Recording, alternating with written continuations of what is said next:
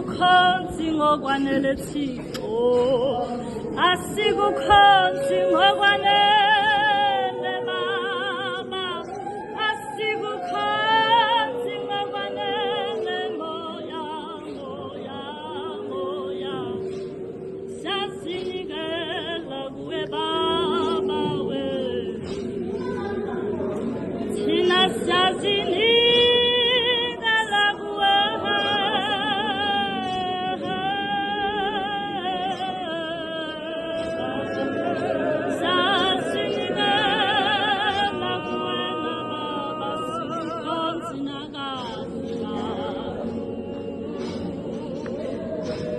ubukhosi bonke bungoba